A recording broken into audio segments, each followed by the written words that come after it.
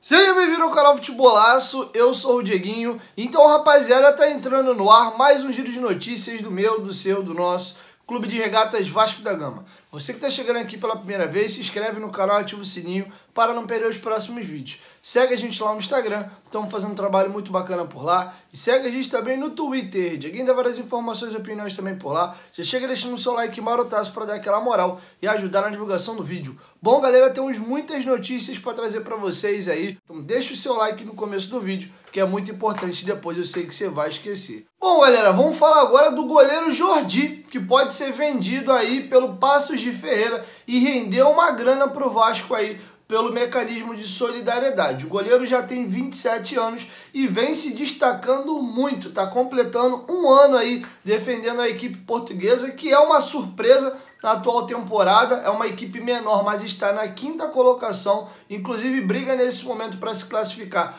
para a Liga Europa, e ele vem chamando muito a atenção de equipes um pouco maiores. O Jordi hoje é considerado top 4 dos goleiros de Portugal. Ele está para receber uma proposta aí nos próximos dias, ou do Braga ou do Vitória de Guimarães, equipes maiores lá em Portugal e que tem uma condição financeira melhor do que a do Paços de Ferreira. O Jordi, após ir por lá, conseguiu um bom contrato. Hoje ele recebe pouco mais de 500 mil reais e caso ele batesse a meta de 31 jogos na temporada, ele passaria a receber pouco mais de 700 mil reais. Então foi muito interessante essa transferência do goleiro para lá e ele vai conseguir com certeza um salário que ele não teria aqui. Transferindo-se para o Braga ou para o Vitória de Guimarães, ele poderá negociar um contrato ainda melhor. A multa do goleiro gira em torno de 1.600.000 euros e o Vasco teria direito ali a 5% no mecanismo de solidariedade. Daria ali algo próximo, pouco mais de 500 mil reais para o Vasco,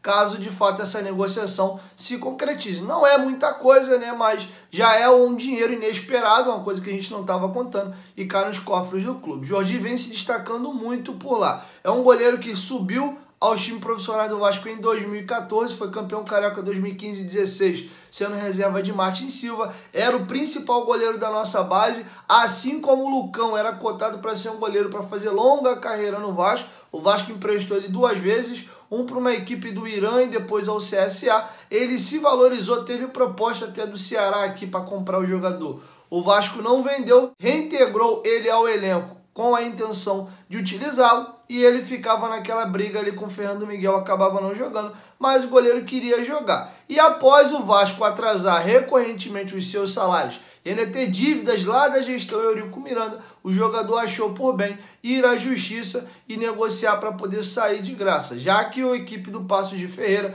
tinha essa proposta que eu informei para vocês, salarial boa, mas não tinha condição de comprar o jogador do Vasco. Acabou que o Vasco nem vendeu o jogador quando o Ceará fez a proposta e acabou que ele acabou saindo de graça. Ainda fez um acordo ali para o Vasco pagar os seus atrasados. Enfim, vamos ficar de olho na situação do Jordi. Qualquer novidade eu trago para vocês aqui no canal.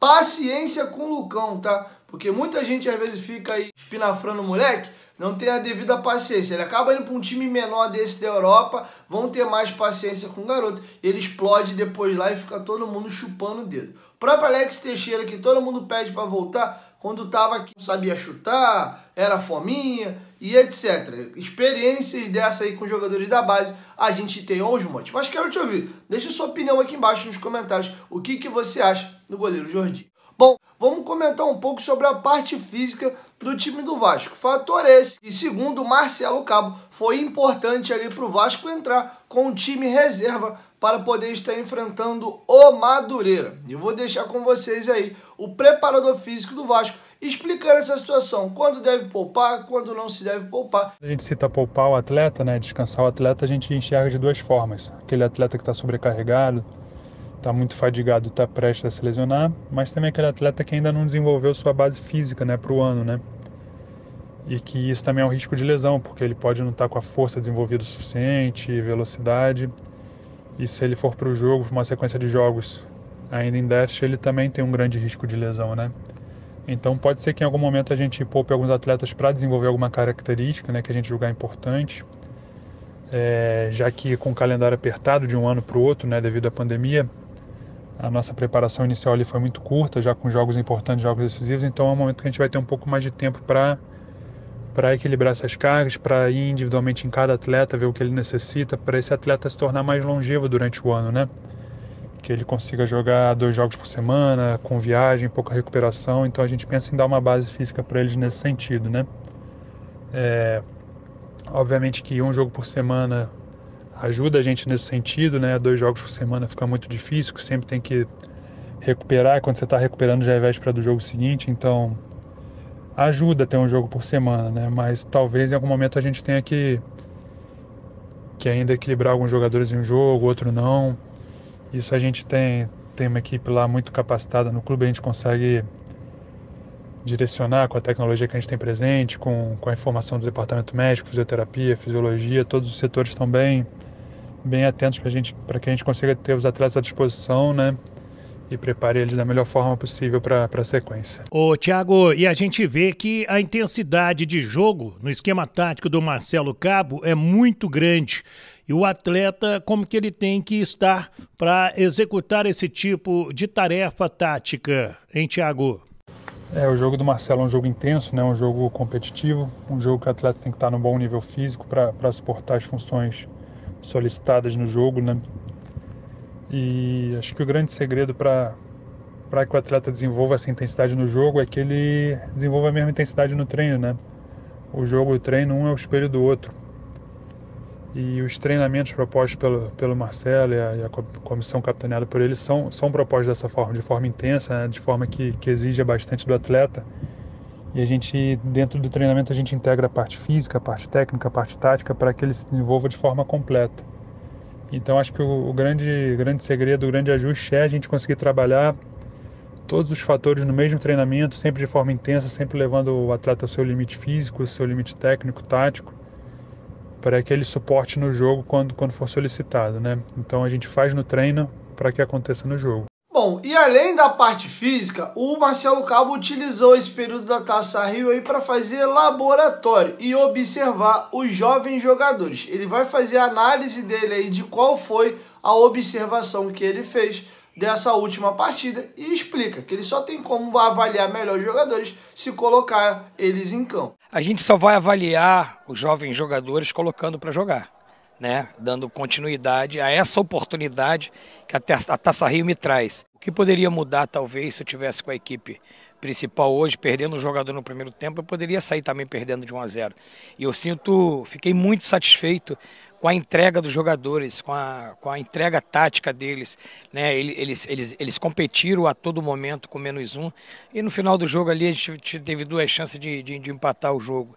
Então assim, a gente internamente estamos analisando a possibilidade de chegar pontualmente a alguns reforços, mas eu preciso potencializar esses jogadores, eu preciso continuar, eles têm me dado um retorno em treinamento e hoje eles me deram um retorno no jogo muito bom, né? Nós temos jogadores com 18 anos, 17 anos, 19 anos no campo e apostar, a gente precisa ter convicção no nosso planejamento e ter convicção nesses jovens jogadores do Vasco. Então é isso que eu peço, confiança nos meninos, porque hoje eles representaram muito bem o Vasco aqui, com uma entrega muito grande honrando a camisa do Vasco. Bom, galera, e nesse bloco agora, o Marcelo Cabo vai explicar o planejamento para esta Taça Rio. Segundo ele falou na coletiva na Vasco TV, já estava programado para a primeira partida da semifinal ele usar o G2, que seria um time reserva, e no jogo de volta ele botar o G1, que é o time titular. Então, para quem estava na dúvida qual time o Vasco colocaria a campo no próximo sábado às 4 horas em São Januário, será o time titular. E o Marcelo Cabo vai explicar um pouquinho melhor essa situação. A gente já tinha feito um planejamento que na Taça Rio iríamos usar o G1 no primeiro jogo, o G2 no primeiro jogo e o G1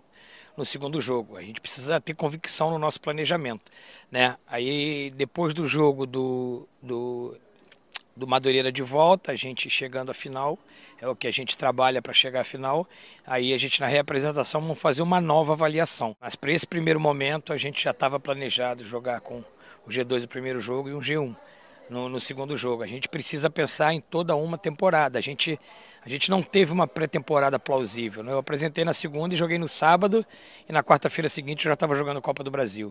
Então a gente precisava ter esse tempo para que a gente pudesse dar esse polimento final na equipe. Bom, galera, é isso. Essas eram as informações que eu tinha para trazer para vocês nesse girão de notícias. Logo mais por volta de 4, 5 horas da tarde, o Dieguinho tá chegando com mais informações. Chegou até aqui, dá essa moral, deixa seu like e não esquece de se inscrever no canal e ativar o sininho das notificações, se for sua primeira vez por aqui, para você ficar bem informado de tudo que rola no Vascão. 1, 2, 3, futebolaço, tamo junto família, e eu qualquer momento de volta a voz, tamo junto, valeu, fui!